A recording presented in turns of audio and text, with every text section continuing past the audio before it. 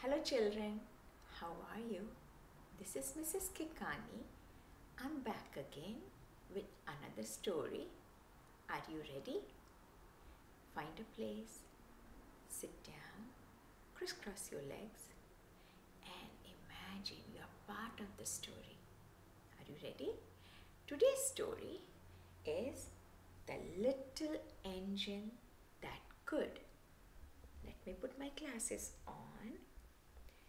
The Little Engine That Could by Watty Piper. Look at the pictures. This is beautiful, one of my favorite stories. Chap, chap, chap, puff, puff, puff, ding dong, ding dong. The little train rumbled over the tracks. She was a happy little train, for she had such a jolly load to carry. Her cars were full of good things for boys and girls. There were toy animals, giraffe with long necks, teddy bears with almost no necks at all, and even a baby elephant. Then there were dolls with blue eyes and yellow curls, dolls with brown eyes and brown bobbed heads, and the funniest little toy clown you ever saw. And there were cars full of toy engines, airplanes, tops, jackknives, picture puzzle books, and every kind of things boys or girls could want. But that was not all. Some of the cars were filled with all sorts of good things for boys and girls to eat. A big golden oranges, red-cheeked apples, bottles of creamy milk for their breakfast, fresh spinach for their dinners, peppermint drops, and lollipops for after-meal treats. Yum, yum.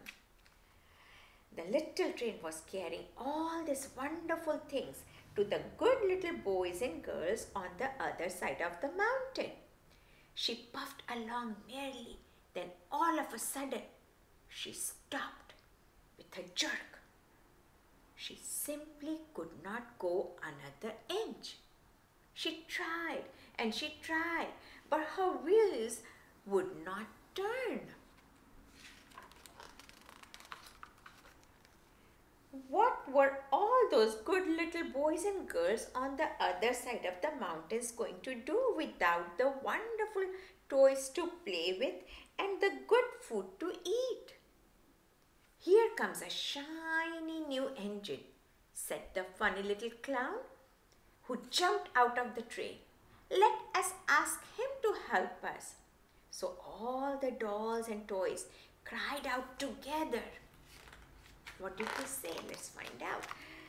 "Please, shiny new engine, won't you please pull our train over the mountain? Our engine has broken down and the boys and girls on the other side wouldn't have any toys to play with or good food to eat unless you help." But the shiny new engine snorted. "I pull you? I am a passenger engine. I have just carried a fine big train over the mountains with more cars than you ever dreamed of. My train had sleeping cars with comfortable berths, a dining car where waiters bring whatever hungry people want to eat, and parlor cars in which people sit in soft armchairs and look out of big plate glass windows. I pull the likes of you? Indeed not."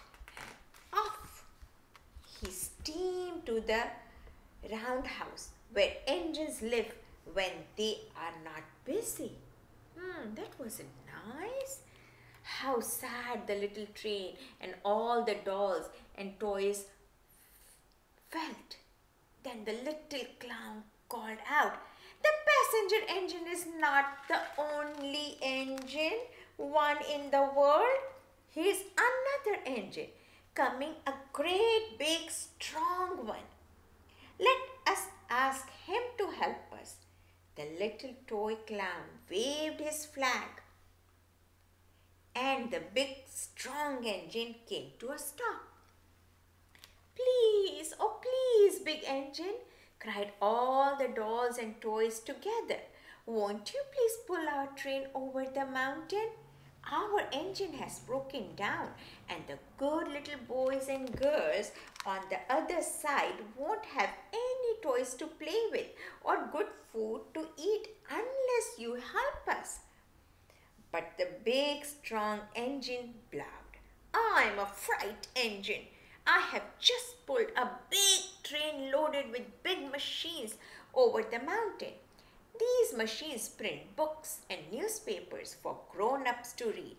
I'm a very important engine indeed. I won't pull the likes of you." And the freight engine puffed off indignantly to the round house. The little train and all the dolls and toys were very sad. "Cheer up!" cried the little toy clown. "The freight engine is not the only one in the world. Here comes another. He looks very old and tired, but our train is so little, perhaps he can help us." So the little toy clown waved his flag, and the dingy, rusty, old engine stopped. "Please, kind engine," cried all the dolls and toys together, "won't you please pull our train over the mountain? Our engine has broken down, and the boys and girls on the other side won't have any toys to play with or good food to eat unless you help us." But the rusty old engine sighed. "I'm so tired. I must rest my weary wheels. I cannot pull even so little a train as yours over the mountain. I cannot. And off the rumble to the roundhouse, the chugging. I cannot. Then indeed the little train was very, very sad, and the dolls and toys were ready to cry. But the little clown called out, "Here is another engine coming, a little blue engine, a very little one. Maybe she will help us." The very little engine came chugging merrily along. When she saw the toy clown's flag, she stopped quickly. See this blue engine? She stopped. And look at the animals and the toys. "What is the matter, my friends?" she asked kindly. "Oh, little blue engine," cried the dolls and toys, "will you pull us over the mountain? Our engine has broken down, and the good boys and girls on the other side won't have any toys to play with or good food to eat unless you help us. Please, help us, little blue engine." "I am not very big," said the little blue engine. "They use me only for switching trains in the yard. I have never been over the mountain." "But we must get over the mountain before the children awake," said all the dolls and the toys. The very little engine looked up and saw the tears in the doll's eyes, and she thought of the good little boys and girls on the other side of the mountain who would not have any toys or good food unless she helped. Then she said, "I think I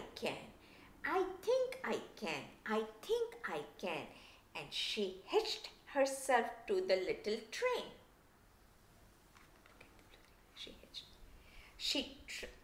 tugged and pulled and tugged, and slowly, slowly, slowly they started off.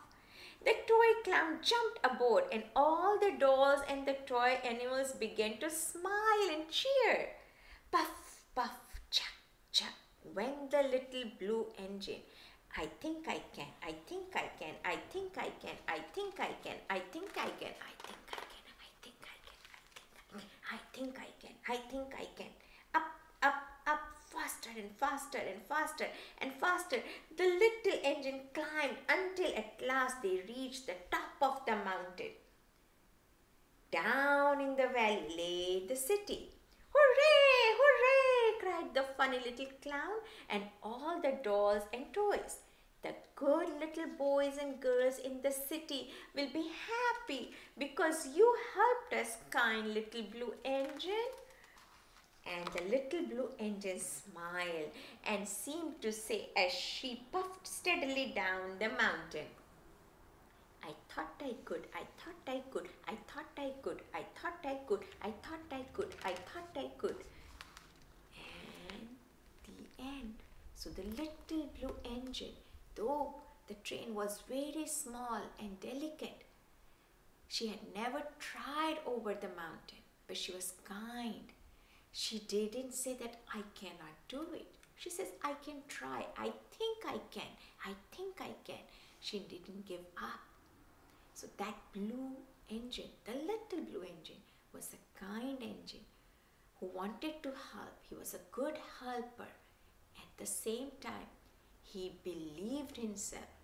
He knew he was small, but he didn't give up. He wanted to try. And trying is good. Never give up.